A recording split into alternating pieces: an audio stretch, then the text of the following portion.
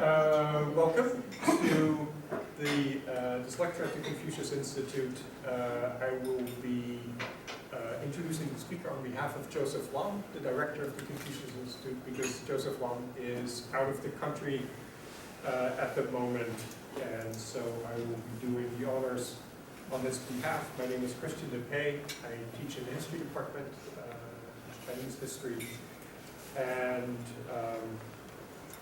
it's appropriate that I should introduce Professor Cahill today, that I study more or less the same period. Before I begin the introduction, please turn off your cell phone, and you may consider never turning it on again, but I'll leave that up to you. So it's a pleasure to welcome Professor Suzanne Cahill, Professor Emeritus, or Emerita, I suppose, at the UC, University of California, San Diego. And she's a scholar whose interests are both wide-ranging and consistent over the period of her career. Wide-ranging because she engages a wide array of materials and history and archaeology, text and material culture, gender studies, and religious studies. And yet this wide array of approaches and materials is focused on certain consistent themes, and they're often combined. So religious studies, gender studies, archaeology, and text are combined in the study of cults of female deities, the bodily practices of Taoist holy women, foreign fashions worn by Tang, textiles and poems in the work of the Daoist nun Yu, and also religious motifs in tombs and on bronze mirrors. Besides numerous articles about these themes, Professor Cahill has published 4 books. The first one, based on the dissertation, was Transcendence and Divine Passion, the Queen Mother of the West in Medieval China, published in 1993. Then more recently, Divine Traces of the Taoist Sisterhood from 2006. And then again, demonstrated of the breadth of her scholarship, 2 catalogs. One, the Lloyd Cotson Study Collection of Chinese Bronzes, Volume 1 of 2009, and Warriors, Tombs, and Temples, China's Enduring Legacy, published in 2011. And today's talk, as you will have noticed from the title, provides yet another instance of this kind of broad orientation in history and material culture in a lecture entitled Material Culture and Social Order, the Monographs on Vehicles and Clothing in the Histories of the Tang Dynasty, 618 through 907. Please join me in welcoming Professor Cahill.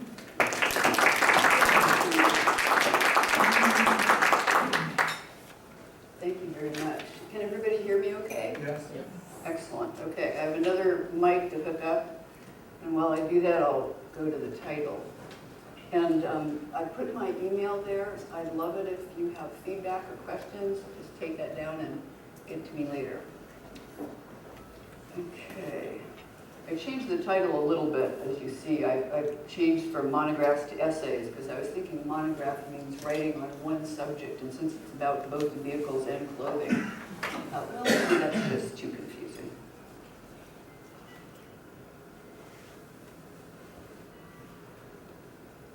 Okay, is it on? Okay. All right, so anyway, material culture and social order, the essays on vehicles and clothing in the official histories of the Tang Dynasty. And this is my first post-retirement talk, and I can't tell you how much more relaxed I feel when I don't have to worry about all that promotions and stuff.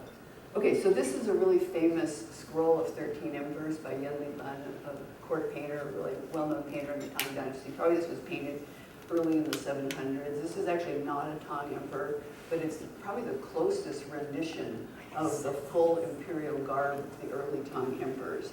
So I'm not going to, go into great detail about the clothing. Today I want to talk more about the themes and sort of what these essays show about cultural values and anxieties and so forth. But I just thought I'd show you this really gorgeous picture. This is Sui Wendy of an emperor in full regalia with a big hat that they fought about a lot. And what we don't see is all the strings of pearls hanging down in front of his face. And it's a little cicada up there, a little gold cicada on his headdress. Anyway, we could go into that, but we'll just keep going. Okay, so here's the outline of what I want to try to talk about today. So I want to introduce this project I've been working on for a while, and I'll probably be working on it for 10 more years at least. And then think about why put vehicles and clothing together, a question I asked my son when he was 21, and I'll tell you what he said. How are these essays organized? And then what kind of values do they show? And how do they relate to correlated cosmology and to the mandate of heaven? So correlated cosmology is the sort of Chinese idea of how the universe came into being and how everything in it relates to each other. So everything is related to everything else, you know, and everything's related to yin and yang and the 5 elements, et cetera, et cetera. Okay, so then what did I learn about this kind of thing?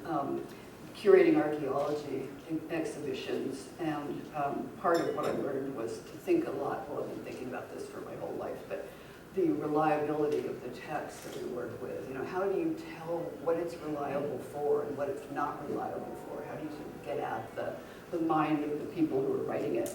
And part of my answer is you do it by mistrusting the text. And then, okay, if these essays, as I'm going to argue, don't describe what people were actually doing, then what do they describe? You know, what are they about? So that's what I want to try to get at today. So the project, the first part is, and what I'm doing right now, is translating the essays on vehicles and clothing.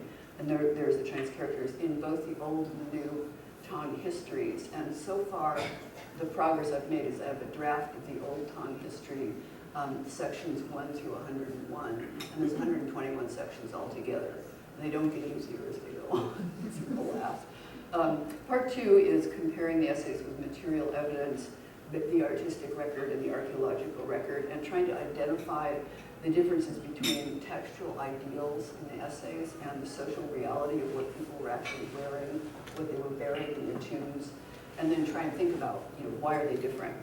And I've already, of course, been doing that, thinking about foreign clothing styles and, you know, why are people actually wearing foreign clothing when there's all kinds of taboos on that. And then part 3, compare with other Tang texts, and I can give you a list of stuff I've been looking at if you like, but things like the law code and statutes and encyclopedias and, you know, informal writings and omen records are full of stuff about clothes. Like, you know, if people are wearing this, the empire's going to fall. Ritual regulations, literature like poetry, fiction, and occasional writings. So I'm not going to talk about the second 2 today, but actually, as I'm sure you all know from your own work, you really do all 3 at once. You know, you're constantly reading a text and trying to go find something that looks like that, and then you run into it in a poem, and you're like, oh yeah, I remember that. So okay, why put these together?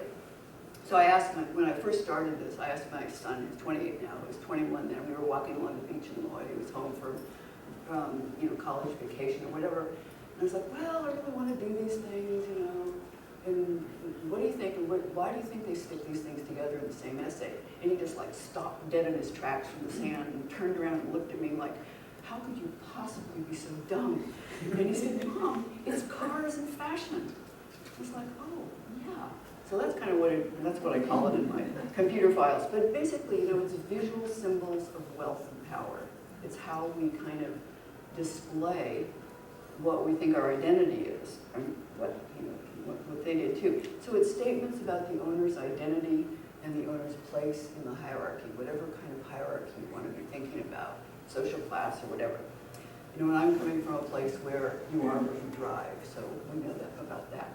And also they're sort of carriers of messages of conspicuous consumption, right? You can see hierarchies through hierarchies of wealth and class through what people wear and what vehicles they have access to.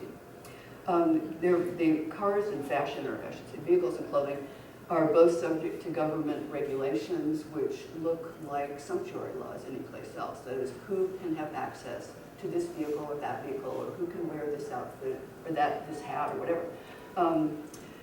So the regulations come out of and express the state's concern with legitimacy and power. They're very much symbols of legitimacy and power.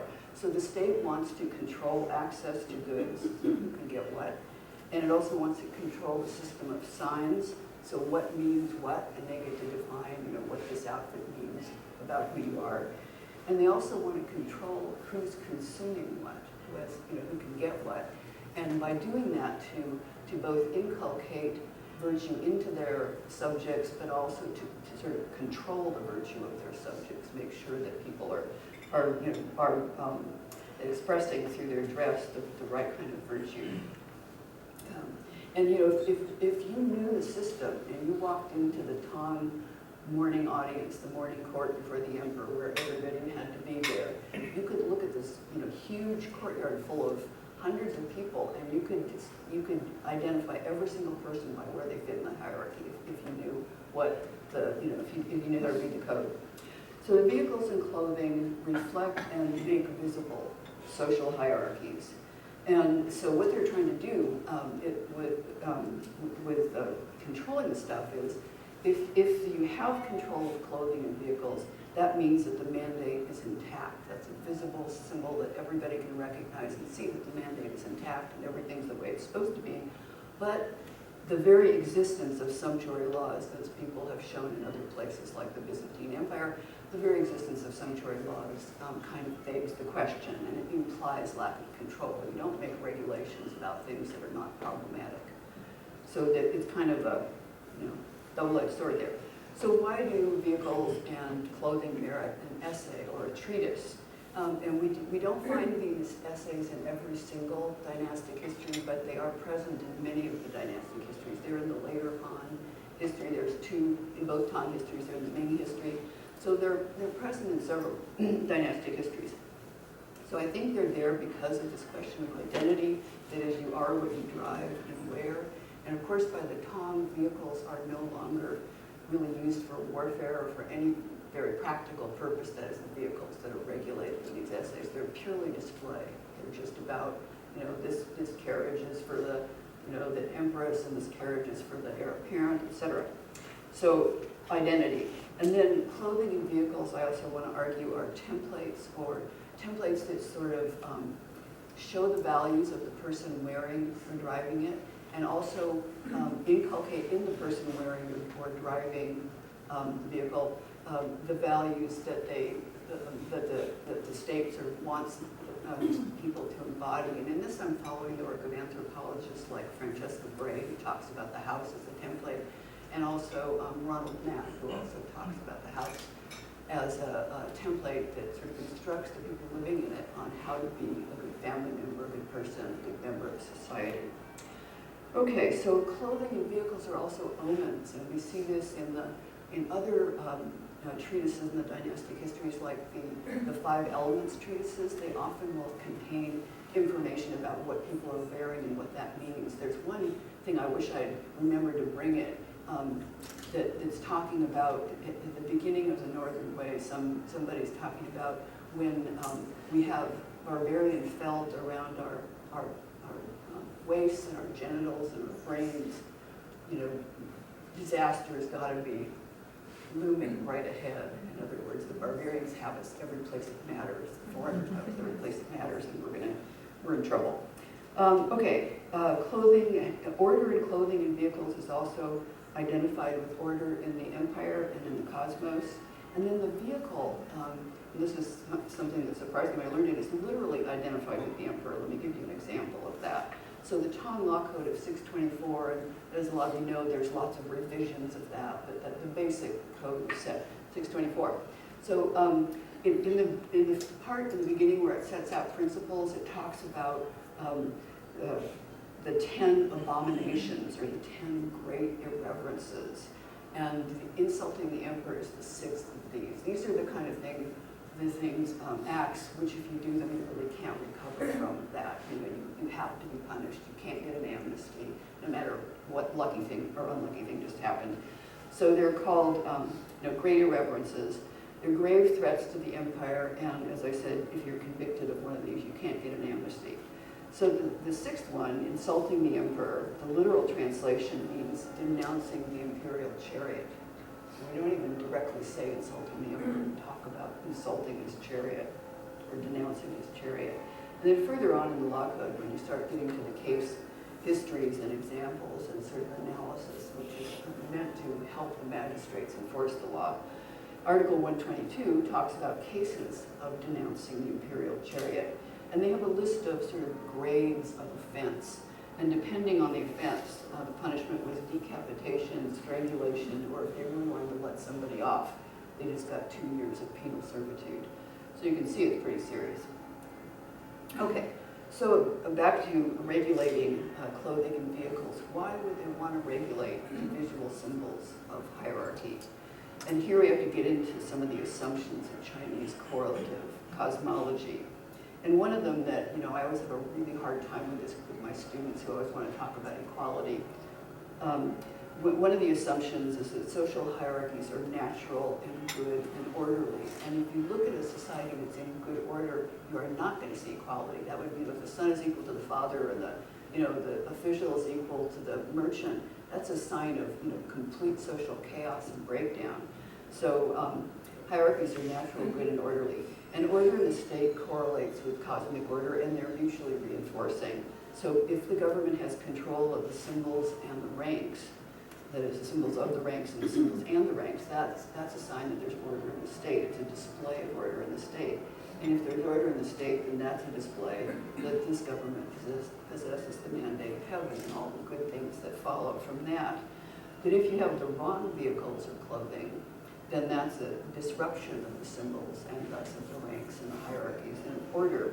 And disruptions in the symbols are a sign, a visible sign that everybody can read of disruption of the mandate. We have these great poems by Guozhi and Yuanzhen, sort of late-ish in the Tang, just like frantic about people wearing foreign clothing and how it's a sign that we're just all falling into terrible, it's a sign that everything's falling apart. Anyway, when we have this disruption in symbols and disruption of the mandate, it kind of causes a cascade effect. So eventually you end up with loss of the mandate and you end up with universal chaos. So it's sort of like you start with wearing the wrong thing and you end up with a world in total chaos. So it's sort of like consequences of driving or wearing the wrong thing are pretty catastrophic. So why else put these two things together? And again, this comes from thinking through the work of anthropologists. When you're putting on clothes, changing outfits, or going from naked to clothes, or night clothes to day clothes, or from relaxed clothes at home to ritual clothes for doing a ceremony. So changing clothes and also entering a vehicle, all these things are changes of status and condition and movement. So this is a liminal state, that is a state where you're between one thing and another. You're not either or, you're in between, and a liminal state is pretty much defined as something that's unstable and vulnerable. And vulnerability creates anxiety. And we all know that in China, how do you deal with anxiety? You have rituals. That's how you deal with marriage, with death, with entering school for the first time, all that stuff. You have rituals. Rituals are passed down as prescriptions and regulations. And one time when I was just starting this, I went through the Li Ji and I thought I'll just write down on note cards or in my computer every time they mention clothing and vehicles. And it's like, forget it. Like I had 200 examples before I'd even gotten through 70 pages. And if you look at the English indexes to translations of the Li Ji or the Zhou, they never even mention clothing. It's like clothing was not in the minds of early sinologists. Anyway, so they're passed down, rituals are passed down as prescriptions of what you should do and regulations, sort of laws about sort of normative performance. And these essays that I'm talking about prescribe and regulate performative ritual practice as it relates to clothing and vehicles. Okay. So organizing principles of the essays, they have a very, they both have pretty much the same structure, and there's a lot of repetition, which I'm hoping when I get to the Shintang Shu is going to be really helpful. But anyway, so first chronological, like so many things, so many texts in classical Chinese, it starts off with the Yellow Emperor. the yellow, back in the day when nobody had clothing or vehicles, the yellow emperor wanting to protect the people, blah, blah, blah. So you start with the yellow emperor, and then you kind of go through, it really brief, and then a little bit about, the shaman Joe. And by the time you get to the Han, they kind of slow down, give you a little more, kind of quickly go through the Northern Way, because even though they're really important, we don't want to make too much of an example of them, because they weren't really Chinese after all. And then get to the Sui and stop a long time. There's so many ways in which the Sui dynasty really set practice for the Tang that they don't want to officially admit it, but you see the traces all over the place. So then most everything is the Tang. So by maybe the 15th section, you're out of history and into Tang. So chronological, and then social. So goes by social class.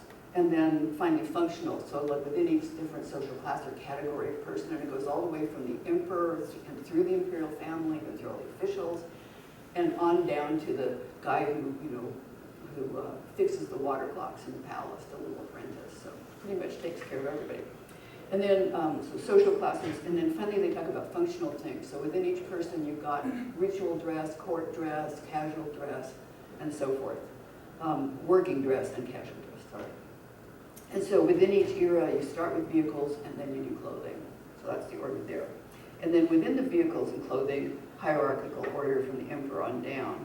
And then within the sets of entries for each social level, the ensembles go in the order of the occasion from the most to the least formal. So you start with the ritual clothes, go to the court clothes, go to the work clothes, and finally with the casual clothes, which are not that casual in many cases. So at the ends of some of the sets, and this is where I find the most interesting material, I think, there's talks about, throughout the Tang, different changes were made, just, they sort of tweaked the costumes and so on. And also there's cases of conflict. So conflict would be brought up, and you would, usually you'd have a memorial to the throne, sometimes with lots of people's names on it. Not just one person. It's as though nobody wants to take individual responsibility for, making such a big request. But anyway, so long discussions, and then they always resolve the conflict in favor of one or another costume or vehicle. And conflicts appear. These are the sections where there's conflicts so far. And then there's from 79 on. There's just talking about changes, like under so-and-so emperor, he didn't like to, ride in the carriage, so he rode the horse next to the carriage when he was in the rituals. Stuff like that, just changes. And then within each entry, the outfits are described from the top to the bottom. So you start with the headdress, and you just go through every single thing until you get down to the shoes. It's just like, replicating heaven to earth, all these hierarchies. So headwear to shoes, the highest, most honored stuff down to the lowest. You start with the part that can reach up to heaven, and you end with the part that's on the earth. And the ensembles are identified by the headwear. So this is something that took me a while to get. It would name the headdress, and that would be the name of the whole costume. So if you mention the great fur headpiece or the great whatever crown, you mean the whole thing. You don't just mean the crown. If you're talking about the outfit. Okay, so. Yeah, and they're identified by the headwear, and then the function. The function is last when you're discussing an outfit. You'll say, and he wears this for this and this and this. He wears this for accepting the empress into his bedroom. He wears this, and, the heir apparent wears this for his capping ceremony, whatever. And then in between, they will describe it. So clearly, one of the values is having very clear and readable hierarchies, and this is true in the text itself. So in historic, the hierarchy of history, you go from ancient to modern, and you sort of claim to value ancient more than modern. In status, you go from the emperor, the heir apparent, to the empress, to the officials by rank, and you go to the outside ranks, all these sort of unofficial officials, from the center to the provinces, and then down to the sort of more serving type people. In age, you go from old to young, so older people have more status than younger. Gender, you go from men to women. Ethnicity, from Han to foreign. And there's very little foreign clothing mentioned at all, except in a negative sense. There's one big discussion I'll tell you about in a minute about the great fur outfit, right, for headdress. Function, formal to informal, public to private. As I said, outfits are made by the headwear, and the individual entry, you go from top to bottom. And the imperial insignia, which are 12 emblems that are on the imperial robes, you go from the symbols of the heaven on the top part of the robe down to the symbols of the earth down at the bottom. And you go from the symbols of the emperor's benevolence at the top to symbols of the emperor's ability to punish at the bottom. So it's just like, the duties of the emperor, the connections of the emperor to heaven and earth and the people, and so on. And there's a big long discussion of that in entry 79 when a whole bunch of people all together proposed that we change some of the imperial insignia for various reasons, including nobody knew any longer what some of the words meant, or what some of the symbols meant. And in the end, they did not change it. So, even though people didn't understand them, they were so important. And then another puzzle, why did vehicles come before clothing in these essays and, in each section of the essays?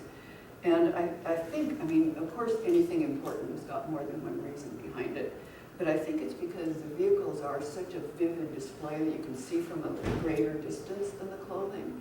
And also, they're the most exclusive, the most costly thing. The fewest people can have the vehicles. And they're used for the most high rituals and the most sort of mega public rituals. So they're the most rarely used. Most of them are kept in the imperial palace, in the outer part of the imperial palace. And you just, if you're an official, a very, very high official, or whatever, you just get to borrow them for certain ritual occasions. It's not like you get to keep one in your house or your mansion or manor or whatever. So anyway, that's why I think the vehicles are first, because they're the most conspicuous. They're like the billboards of conspicuous consumption. Okay, so what are some contradictions in this hierarchical order? One of them is the past is the most important according to the order. We start with the Yellow Emperor and move through history and always wanting to link ourselves officially to the Han Dynasty. Anyway, so past is most important by order, Tang most important by space. As I said, by section 15, you're out of the past and spend the rest of the time in the Tang. Vehicles most important by order, clothing by space. The emperor is most important by order, but officials most important by space, and with that we need to think about who wrote this thing. The emperor didn't write it, right? Officials wrote it. So they're very interested in making sure that their proper hierarchies and lovely outfits are all recognized. The ancient ritual texts rule in all these discussions when they're disagreeing about stuff. They bring up the Li Qi and they bring up earlier lings or regulations about clothing. And sometimes they'll bring up two different parts of the Li Qi or the Zhou Li that are in contradiction to each other. So it's like they use these things to back up their argument, but they aren't really. It seems to me they aren't really paying much attention to the meaning of the old text. They're paying attention to what point they want to make. So picking and choosing, we're all familiar with picking and choosing from classical texts to make our argument. Okay, so the ritual texts are often brought up as a premise for debate. Like they'll start off saying, it says in the Li Ji, blah, blah, blah, therefore I want to change certain regulation. And also to back up their arguments. And whenever you change something, you need to explain why you're doing it, especially when you do something different from what it says in the Li Ji. So you may have like a bunch of competing principles, competing quotes, and so you need to privilege one over the others and then just explain why. So that's one of their strategies when they choose one thing. Also practical concerns. A lot of times they'll bring up stuff like, Your Majesty, it's not really that comfortable to wear a big old fur cloak in the summertime when you're doing this ritual. So maybe we should make something lighter and more, flexible and easy to wear. So they bring up practical things. But practical concerns probably don't hold as much weight as the other things. A lot of times they've lost the meaning of something, of a symbol. And so they'll bring up changing it because they lost the meaning, and rarely do they actually do that. Fear of foreign influence is enormous. When they mention, for example, in the historical section, the clothing of the Northern Wei rulers, they really briefly mention them, and they talk about fur and felt and all these sort of loathsome substances. And then they said, and then at the end they say, but nobody ever wore this stuff after the Northern Way. So it's kind of like, we have to mention this, but never mind. And then when you get to the, later on, they talk about foreign influence not being so good. And then of course there's the personal preference of the emperor. Taizong did not like to ride in a carriage. So Taizong rode horses beside the carriages, which needed to be in the ritual, so there they were, but he wasn't in them. So, and then there's the tension between, as there always is in these cases of display, between the Confucian virtue of frugality and the need to make clear distinctions of hierarchy. And they're very conscious of this. You know, they talk about, but Your Majesty, you know, really shouldn't be spending so much of the resources of the empire on this or that lavish costume or carriage. And then the counter-argument would be, yeah, but we really need to make these hierarchies clear. We need to make sure that you can distinguish between the emperor and the heir apparent and whatever. And I was thinking about Montaigne's essay on carriages, if any of you know that. It's quite wonderful. He hates carriages for completely different reasons that wouldn't have anything to do with China, but he just goes on and on and on about carriages and how horrible they are. And it's all about how people use their carriages to show off. So it's kind of I guess. Okay, so another order, another value is order. So correlated cosmology, as I was mentioning before, with the 5 elements of yin and yang being used to classify everything in the universe and relate it to each other. And heaven, earth, and humans are all connected with each other. We have to keep doing it over and over again through symbols and clothing, etc. It's also related to rectification of names and performance of your roles. You know, going back to the Confucian thing about if the father acts like a father and the son acts like a son, and the ruler acts like a ruler, or the subject acts like a subject, then we have order in the universe. So these things get brought up when people are challenging the clothing codes, as though if I didn't wear the right outfit, it would not be, you know, would not have whatever role I'm claiming. The essays are, so it includes the making and showing of distinctions. And the essays are, this is what I'm claiming, prescriptive texts rather than descriptive texts that are presenting an ideal world of human and cosmic order and harmony. So this is the way everything should be. So it's as we see in other cases in Chinese medieval texts, it's prescription of what you should do through description of what we're sort of claiming people actually do. So trying to tell people what to do, and as I was mentioning before, the right clothes are a sign of good omen, or good omens, which are a sign that the mandate is safe. And in the text and in other texts outside of these essays, they identify potential threats to cosmic order that come from clothing. And among the big ones are appropriation of high status objects by lower status people. We see this really powerfully in the Ming Dynasty, when, you know, the merchants are getting so rich and they're appropriating art and all kinds of stuff that the officials believe should be theirs alone. And you get sumptuary laws which are broken as quickly as they're made. So appropriation of high status objects by lower status people, gender bending, women wearing men's clothes. I haven't found men wearing women's clothes. I found tons of examples of women wearing men's clothes. If anybody finds any men wearing women's clothes, let me know.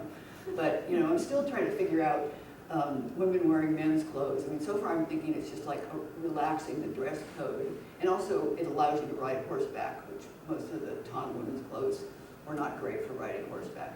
But anyway, that's something I'm still trying to figure out. Okay, gender bending and foreign clothing. Foreign clothing is a big no-no. In the beginning of the Tang, you know, yay, foreign clothing, let's celebrate our Turkish heritage, etc. By the end of the Tang, after the Anshan Rebellion and everything's kind of falling apart, they're like, foreign? Not us. You know, we don't have anything to do with that. So foreign clothing. Let me see what I'm doing. Oh, just a couple minutes. Okay.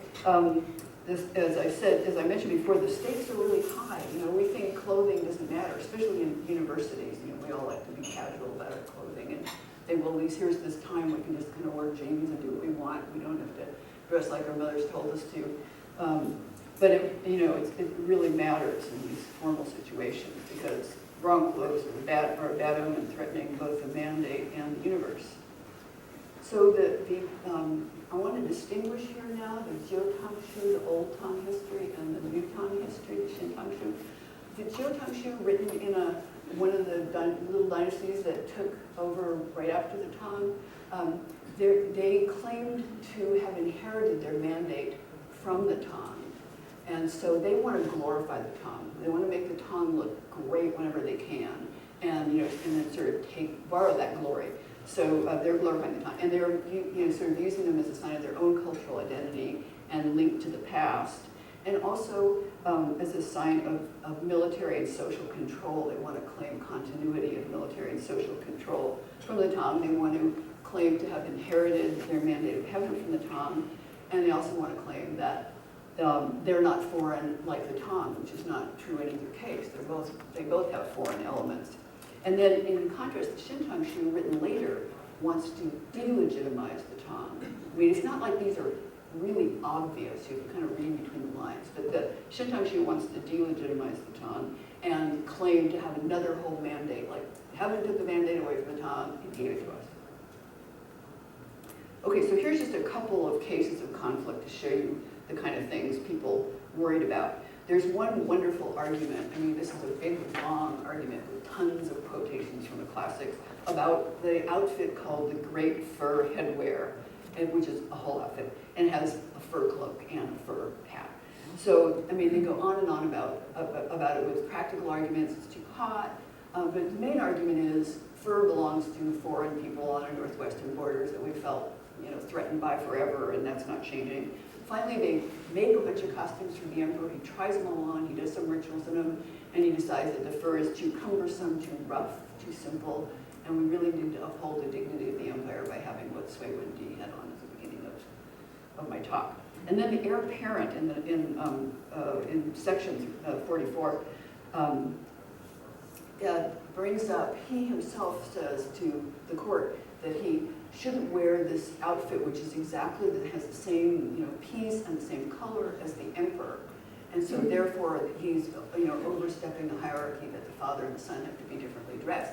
Well, the courtiers finally argue that in fact you have to look at the whole outfit altogether. He does have the same dress and the same color, but he has a different belt and he has different, some other different things, so he's different. So you look at the whole outfit, not just one detail. And then I mentioned this before, paragraph or section 79, talking about the symbols on the emperor's robe, some of which have fallen so far out of understanding that people don't have any idea what they stand for. So they just invent some new meanings and carry on. The traditional Chinese way. Okay, so what I learned, this is some practical stuff I learned from curating archaeology exhibitions, which this is nearly the end. So in archaeology, and I've been to all these archaeology conferences in China, which is one of my absolutely favorite things to do. So, and they keep on digging stuff up. If you read Wenwu and Kaogu, they keep on digging stuff up, and then they, the Chinese proclivity is you dig something up, you don't know what it is, you're like, quick, where's the text that tells me what this thing is? Or where's the text that tells me, who this guy must be if he has 7 dating in his grave? So, but in fact that, there's a mismatch constantly between what the texts say and what we actually find. So these discoveries have been complicating and disrupting the dominant narrative of Chinese history. And some people, I was at this one conference where everybody was, at the end of it, everything had been so disrupted, we all felt like our worlds were in shambles. And somebody was like, we need a new dominant narrative. And other people like Jessica Rawson were saying, no we don't, we need to sit around, figure out what we've got and then figure out what kind of argument we can make. So, I mean, I was comfortable with that, but not everybody was. So anyway, these new discoveries, and new discoveries every day, as we know from, reading the archaeological journals. Every single day we find new stuff. They're making the story of Chinese history more complex, more full of contradictions, more disorderly, and especially more decentered. So it looks like there's all kinds of different centers, not just one center of where Chinese civilization all came from. The discoveries are often inconsistent with the historical and ritual texts. So the ideals in the text, like the Li Ji saying you can be buried with this and this and this according to your level in the hierarchy, and then we dig up a tomb where we know the name of the guy and we know what his rank was, and he's got way more stuff than he's supposed to have. So anyway, there's that. So, one of the good things about this is that it challenges the hegemony of the text. It challenges our tendency to just think that the text is king and everything can be solved by finding a text. And also it challenges current political lines, and this is where it gets really sensitive. There's sort of stories that are being told and being taught in schools in China about Chinese history, which the archaeological record does not always agree with. So I think we need new interpretive strategies, such as, and one of the things we can do is apply other disciplines like anthropology and compare texts and current practices and material remains. And that's one of the things I want to do. So what else did I learn? I'm not a Neolithic archaeologist, but I was thinking about the Neolithic archaeologists as role models for all of us in one way, because they don't have any texts. They just have the stuff. So they have to figure out the stuff from the stuff. So they don't have any text. So they have to distinguish, okay, this is the claim I can legitimately make about this thing that I dug up, or this, foundation that I found. And this is what I'm speculating. So they have to be really careful. Not that they all are. But then what brought this home to me was one time I was in Dongbei, like right over looking into North Korea, at this site that's called the Altar of the Goddess, and it's in a dip-in valley that is like really high in the mountains, and you look down at one valley after another all the way down, like way down. I mean, it's a very numinous place. You would totally think it's a holy place. And they dug up this stamped earth, this Neolithic stamped earth platform. And, you can see the edges of it, and some rotten wood where maybe there were some structural elements.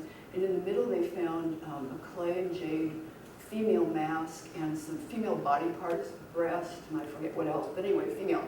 So they called this thing, and they call it, when you're going up to it, the Altar of the Goddess, which they have no idea if it's an altar or if it's a goddess. But they know that there were female elements there, and that it's a stamped earth place that somebody put a heck of a lot of work into making.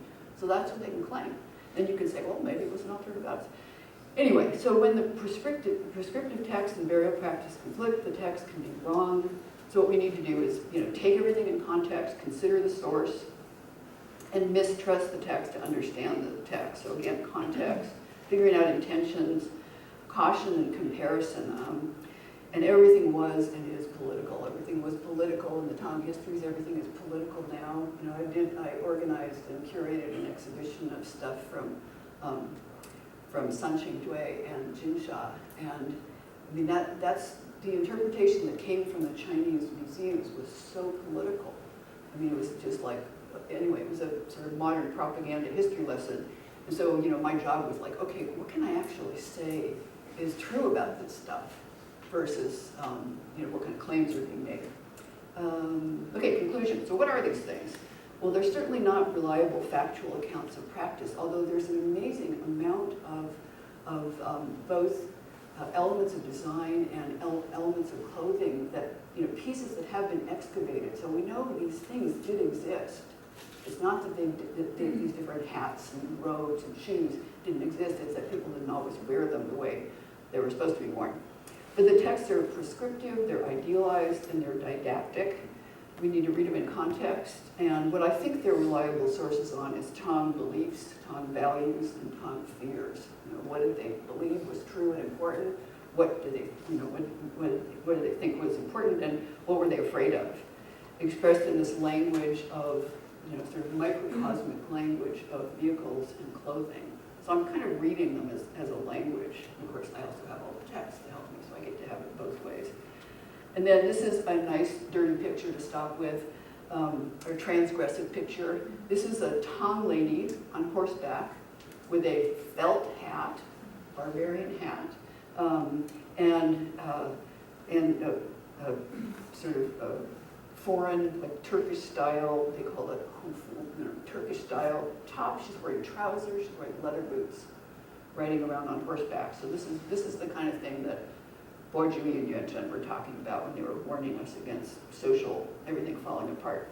And then I just wanted to share one of the most amazing sources that I found. There's all kinds of great stuff, but this is quite amazing. Suji, who some of you may have heard of him, he's been kind of a hermit in the National Historical Museum for forever. last time I heard he was still alive, but he spent the Cultural Revolution, the whole entire time, is burrowed into the archives and the collections there, and is working on these things, and he wrote this series of articles where he does stuff like he tries to identify something that's been making me crazy. It's called like the circle, square, heart-shaped collar. So he's looking at all these collars, trying to figure out what could this be, and draws all these pictures, and pulls out all these costumes that have been dug up. So he'll write a whole article in one term, and also all these things like different elements of saddles and horses and all that. So a collection of his essays on these things. It was really great. That is it. So thank you.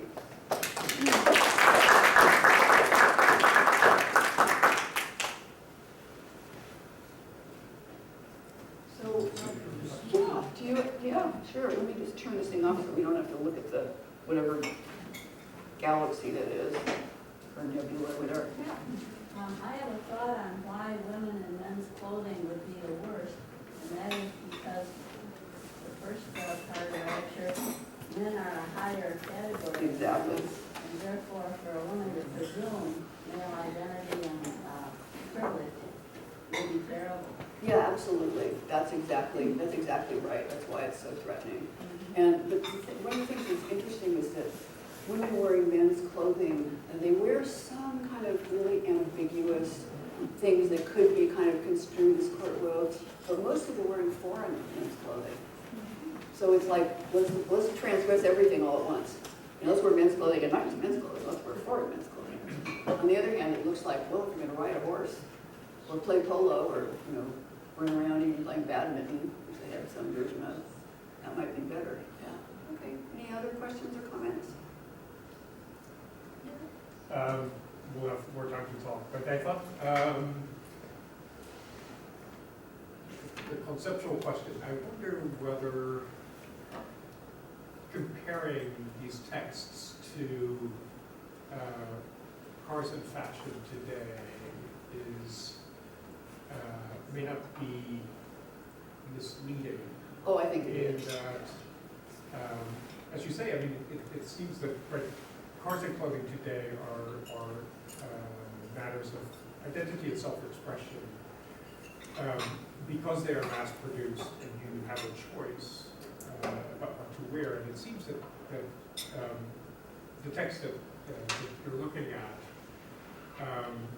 are intent on excluding consumption. I think that is an important element. I think you're right. Yeah, that was just kind of a cheap little comparison. I don't mean to No, but make it is to suggestive. take it. I mean, And I think that the thing they have in common is the fact that they're codes that we do read as having meaning. But beyond that, no, it's just a slick sort of fun thing. But I think the contrast of one of the anxieties is about a context of commercial consumption that threatens this hierarchy.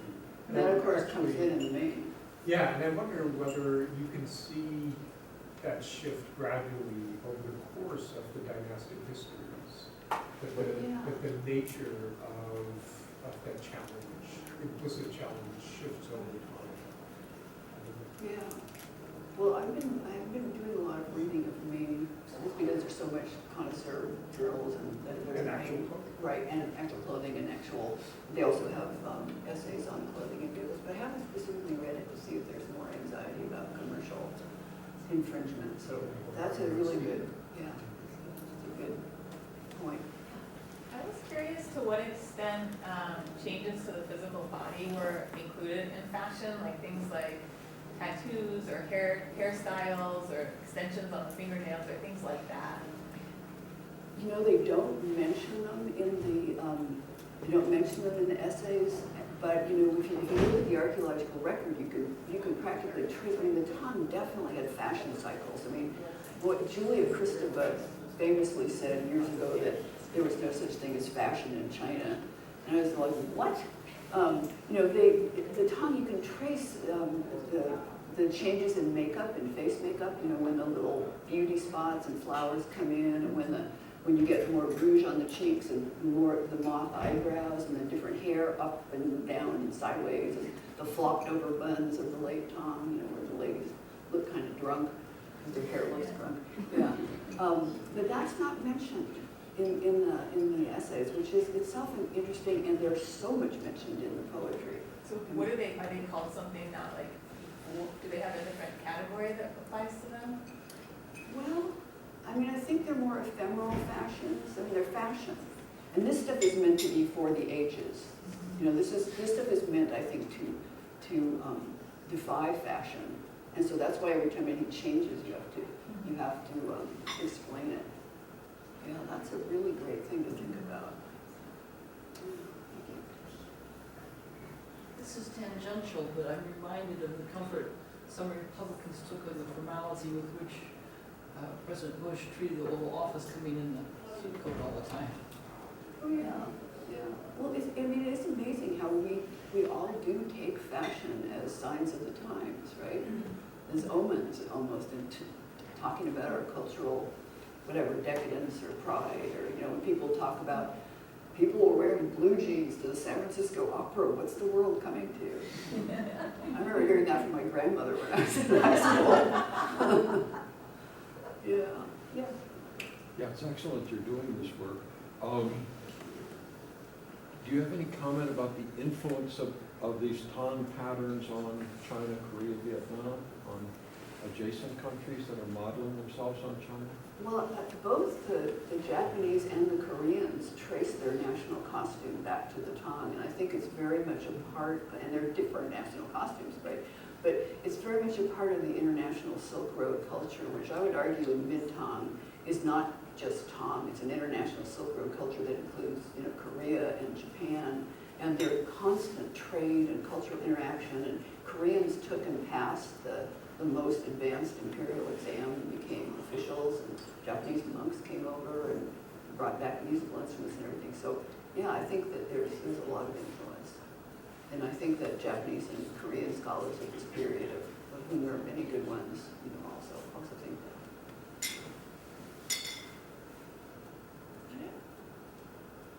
Okay, thank you for giving me this opportunity.